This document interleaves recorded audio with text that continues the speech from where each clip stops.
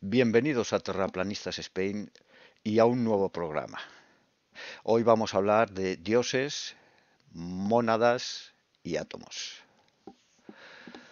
En la doctrina esotérica no solo reconcilia los distintos sistemas aparentemente contradictorios, sino que coteja los descubrimientos de la ciencia moderna, mostrando que algunos aspectos de ellos son necesariamente correctos, puesto que se hallan corroborados por los anales de los antiguos.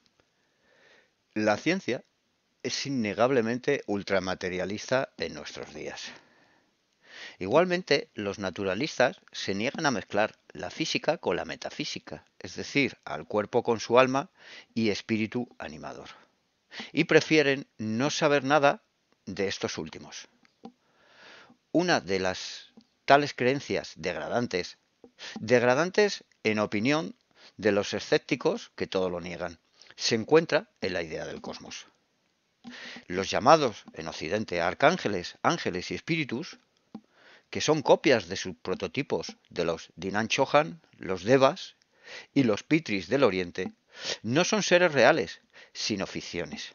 Y en este punto es inexorable la ciencia materialista y emplea todos sus recursos en ello. Sin embargo, aun cuando varíen las presentaciones externas y los dogmas, las creencias en las huestes de inteligencias invisibles de varios grados tienen todas el mismo fundamento. La verdad y el error se hallan mezclados en todas. La extensión exacta, profundidad, anchura y longitud de los misterios de la naturaleza solo se encuentra en la ciencia esotérica oriental. Para los protestantes, el jardín del Edén es el primitivo punto de partida en el drama de la humanidad. Para los católicos romanos, Satán está en la base del cosmos, Cristo en su centro y el anticristo en su ápice. Para ambos, la jerarquía del ser principia y acaba en los estrechos límites de sus respectivas teologías. Un Dios personal, creado por sí mismo, y un empíreo en que resuenan los aleluyas de ángeles creados. El resto, dioses falsos, Satán y demonios. Algunos de los símbolos pasaron de Oriente a Occidente, traídos del Oriente por Pitágoras, que no fue el inventor de su famoso triángulo. Esta figura, juntamente con el cuadrado y el círculo, son descripciones más elocuentes y científicas del orden de la evolución del universo espiritual y psíquico, así como del físico, que volúmenes de cosmogonías descriptivas y de génesis revelados. Los 10 puntos inscritos en ese triángulo pitagórico valen por todas las teologías y angeologías emanadas jamás del cerebro teológico.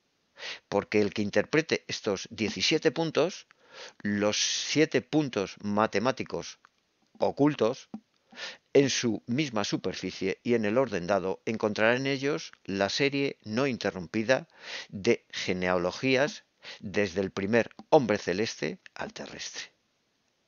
Y así como ellos dan el orden de los seres, asimismo revelan el orden en que fueron desarrollados el cosmos, nuestra Tierra, y los elementos primordiales por los que ésta fue originada, engendrada en los abismos invisibles y en la matriz de la misma madre, como sus globos compañeros. El que domine los misterios de nuestra Tierra habrá dominado los de todos los demás.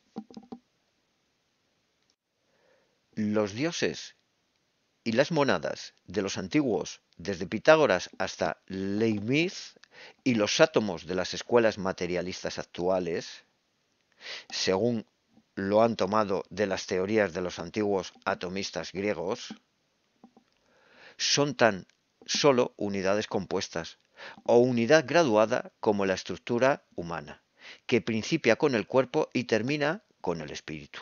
En las ciencias ocultas pueden estudiarse separadamente, pero nunca pueden ser profundizadas a menos que se las considere en sus mutuas correlaciones durante su ciclo de vida y como una unidad universal durante los pralayas. La filosofía, sin embargo, no hubiera podido nunca formar su concepto de una deidad lógica, universal y absoluta si no hubiera tenido algún punto matemático en el interior del círculo, sobre el cual basar sus especulaciones. Únicamente el punto manifestado, perdido para nuestros sentidos tras su aparición pregenérica en la infinidad y en lo inconsolnible del círculo, puede hacer posible la reconciliación de la filosofía con la teología a condición de que esta última abandone sus groseros dogmas materialistas.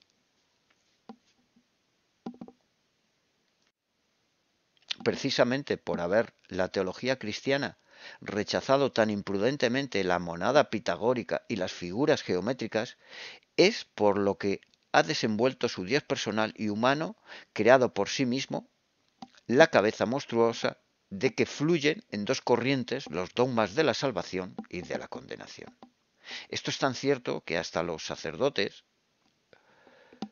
los que son masones y que quieren ser filósofos, en sus interpretaciones arbitrarias, han atribuido a los sabios antiguos la singular idea de que la monada representaba para ellos el trono de la deidad omnipotente colocada en el centro del empirio para indicar al gran arquitecto del universo. La explicación anterior es más masónica que estrictamente pitagórica.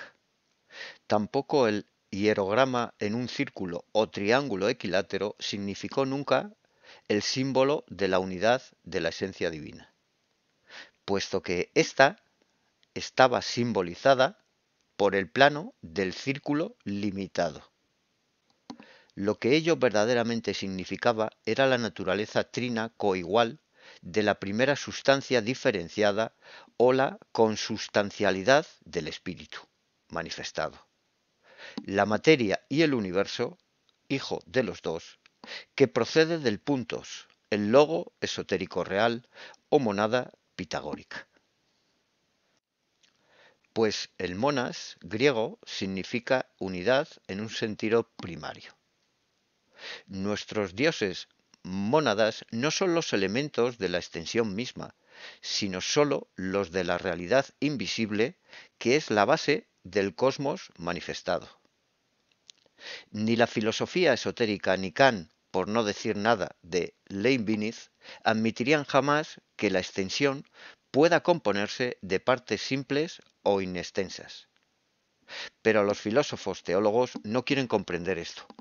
El círculo y el punto, este último retirándose dentro del primero y fundiéndose con él después de haber emanado los tres primeros puntos y haberlos unido con líneas, formando así la primera base noumenal del segundo triángulo en el mundo manifestado. La monada, emanación y reflexión tan solo del punto, o logos en el mundo fenomenal, se convierte como ápice del triángulo equilátero manifestado en el Padre. La línea o lazo izquierdo es la duada, la madre, considerada como el principio malo de oposición. El lado derecho representa al Hijo, esposo de su madre, en todas las cosmogonías, como siendo uno con el ápice. La línea de la base es el plano universal de la naturaleza productora unificado en el plano fenomenal, Padre, Madre, Hijo, como estos estaban unificados en el ápice, en el mundo suprasensible. Por transmutación mística se convirtieron en el cuaternario. El triángulo se convirtió en la tetratriz. Esta aplicación trascendental de la geometría a la teogonía cósmica y divina, el alfa y la omega del concepto místico, fue empequeñecida después de Pitágoras por Aristóteles, omitiendo el punto y el círculo, y no teniendo en cuenta el ápice. Redujo el valor metafísico de la idea y limitó así la doctrina de la magnitud a una tríada simple, la línea, la superficie y el cuerpo. Sus herederos modernos que juegan al idealismo han interpretado estas tres figuras geométricas como espacio, fuerza y materia, las potencias de una unidad que actúa entre todo. La ciencia materialista, que sólo percibe la línea base del triángulo manifestado, es decir, el plano de la materia, lo interpreta prácticamente como padre, materia, madre, materia, e hijo, materia, y teóricamente como materia, fuerza y correlación. El espacio, la fuerza y la materia son lo que los signos en álgebra para el matemático, meramente símbolos convencionales, la fuerza como fuerza y la materia como materia. Son absolutamente incognoscibles como lo es el supuesto vacío en que se considera que actúan. El espacio es el mundo real, al paso que el nuestro es un mundo artificial. En el mundo real, que es una unidad de fuerzas, existe una conexión de toda la materia en el plenum, como diría Leibniz. Esto está simbolizado en el triángulo pitagórico. Consta él de 10 puntos inscritos en forma de pirámide desde 1 a 4 en sus tres lados y simboliza al universo en la famosa década pitagórica. El punto aislado superior es una monada y representa un punto unidad que es la unidad de donde todo procede. Todo es la misma esencia que él. Al paso que los 10 puntos desde dentro del triángulo equilátero representan el mundo fenomenal. Los tres lados que encierran la pirámide de puntos son las barreras de la materia noumenal o sustancia que la separan del mundo del pensamiento. Pitágoras consideraba que un punto corresponde en proporción a la unidad, una línea al 2, una superficie al 3, un sólido al 4, y definía un punto como una monada que tiene posición y el principio de todas las cosas. Una línea se consideraba que correspondía a la dualidad, porque era producida por el primer movimiento de la naturaleza indivisible y formaba la unión de dos puntos. Se comparaba una superficie al número 3 porque es la primera de todas las causas que se encuentran en las formas. Pues un círculo, que es la principal de todas las figuras redondas, comprende una tríada, en el centro, espacio, circunferencia. Pero el triángulo, que es la primera de todas las figuras rectilíneas, está incluido en el ternario y recibe su forma con arreglo a este número, siendo considerado por los pitagóricos como el producto de todas las cosas sublunares. Los 4 puntos de la base del triángulo pitagórico corresponden a un sólido o cubo, que combina los principios de longitud, anchura y espesor, pues ningún sólido puede tener menos de 4 puntos límites extremos. La doctrina se originó en la India y fue enseñada en Europa por Pitágoras, quien, echando un velo sobre el círculo y el punto, que ningún mortal puede definir más que como abstracciones incomprensibles, emplazó el origen de la materia cósmica diferenciada en la base del triángulo. De este modo, se convirtió este último en la primitiva de las figuras geométricas. Indicaros que en el mundo de la forma, el simbolismo encontrado expresión en las pirámides tiene en ellas a la vez el triángulo y el cuadrado. 4 triángulos o superficies coiguales, 4 puntas básicas y el quinto, el ápice. Que la unidad posible es sólo una posibilidad como realidad de la naturaleza, como un individuo de cualquier especie y como todo objeto natural individual es capaz de división y por división pierde su unidad o cesa de ser una unidad. Esto es sólo verdad en el reino de la ciencia exacta.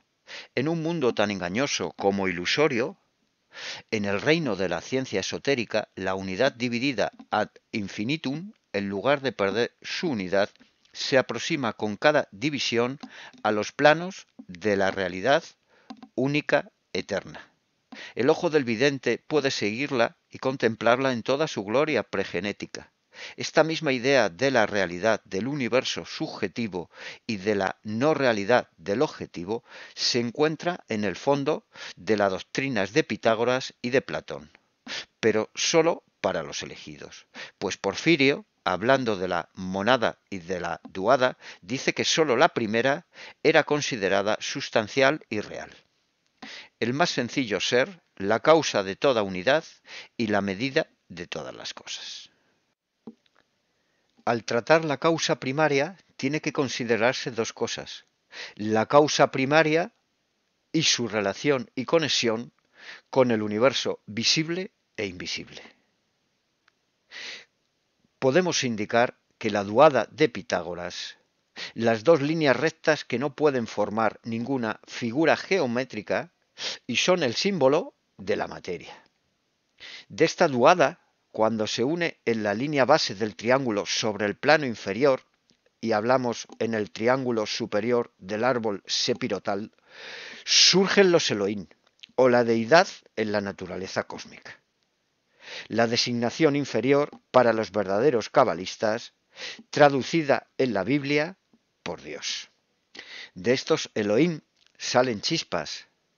Las chispas son las almas, y estas almas aparecen en la forma triple de las monadas, unidades, los átomos y los dioses, según la enseñanza, o como dice el catecismo esotérico, cada átomo se convierte en una unidad compleja visible, una molécula, y una vez atraído a la esfera de la actividad terrestre, la esencia monádica, pasando a través de los reinos mineral, vegetal y animal, se convierte en el hombre.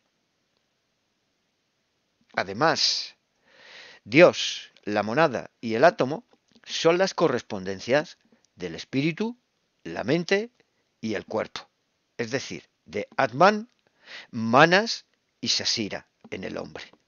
Las monadas son las almas de los átomos. Ambos son las estructuras con que se revisten los Chohan cuando se necesita una forma. Esto se refiere a las monadas cósmicas y subplanetarias, nos dicen, no al monad supracósmico o la monada pitagórica, según se la llama. En la presente disertación la vamos a considerar a las monadas desde el punto de vista de su individualidad, como almas atómicas antes de que estos átomos desciendan a la forma terrestre pura, porque este descenso a la materia concreta marca el punto medio de su propia peregrinación individual. Aquí, perdiendo su individualidad en el reino mineral, principian a ascender a través de los 7 estados de la evolución terrestre hacia ese punto en que se establece firmemente una correspondencia entre la conciencia humana y la deva, y la divina. Ahora, sin embargo, no nos ocupamos de sus metamorfosis y tribulaciones terrestres, sino de su vida y modo de ser en el espacio. En planos en donde la mirada del químico y físico más intuitivo no puede alcanzarlas, a menos que verdaderamente él desarrolle en sí mismo facultades altamente clarividentes. Es bien sabido que Leibniz se aproximó mucho a la verdad, varias veces, pero definió erróneamente la evolución monádica, cosa que no debe de sorprendernos, pues no era un iniciado, ni tan siquiera un místico, sino solo un filósofo muy intuitivo. Sin embargo, ningún psicofísico se ha aproximado nunca más que él al bosquejo general esotérico de la evolución. Esta evolución, considerada desde sus varios puntos de vista, esto es, como la monada universal y la individualizada, y los aspectos principales de la energía que se desarrolla después de la diferenciación, lo puramente espiritual, lo intelectual, lo psíquico y lo físico, puede formularse como ley invariable de este modo: un descenso del espíritu a la materia, equivalente a un ascenso en la evolución física, una reascensión desde las profundidades de la materialidad hacia su status quo con una disipación correspondiente de la forma concreta y de la sustancia hasta el estado laya o lo que la ciencia llama el punto cero y más allá. Muchísimas gracias, como siempre, por pasaros por este canal y nos vemos en el próximo programa.